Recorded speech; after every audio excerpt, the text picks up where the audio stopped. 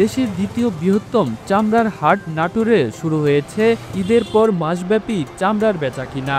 তবে হাট শুরুর পরেও এখনো পর্যন্ত চামড়া কেনার জন্য ট্যানারি মালিকদের উপস্থিতি না থাকায় বিক্রি শুরু হয়নি। ব্যবসায়ীরা জানান, আগামী রোববার ব্যাংক খোলার পর ট্যানারি মালিকরা বাজারে আসবেন বলে আশা করছেন তারা।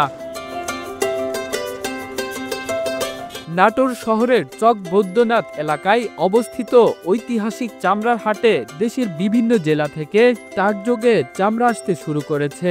ঈদের পর প্রথম দিনেই গরু ও প্রচুর খাসির চামড়া হাটে আসলেও ট্যানারি মালিকরা বা বড় ক্রেতাদের অনুপস্থিতিতে চামড়া বিক্রি না হওয়ায় হতাশায় ব্যবসায়ীরা।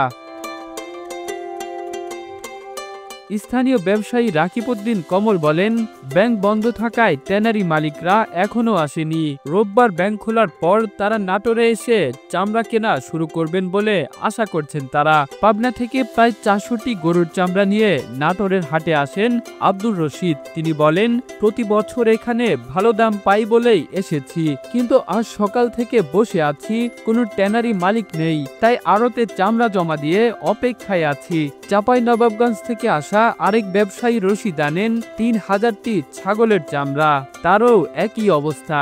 তিনি বলেন, ট্যানারি মালিকদের দেরিতে আসায় অতিরিক্ত খরচ পড়েছে, এতে লাভের বদলে লোকসানের আশঙ্কা রয়েছে। নাটোরের স্থানীয় ব্যবসায়ী নুরুল ইসলাম নূর বলেন, ঈদের মধ্যে গরুর চামড়া 800 থেকে 1050 টাকায় এবং খাসির চামড়া 30 থেকে 50 টাকায় কেনা হয়েছে।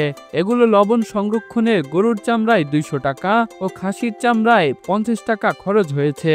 এখন যদি প্রতি পিস খাসির চামড়ায় কমপক্ষে 100 টাকায় ও গরুর চামড়ায় 1100 টাকায় বিক্রি না হয়, তাহলে ব্যবসায়ীদের লোকসান গুনতে হবে। Kamrul Islam, the news Bangladesh, national desk.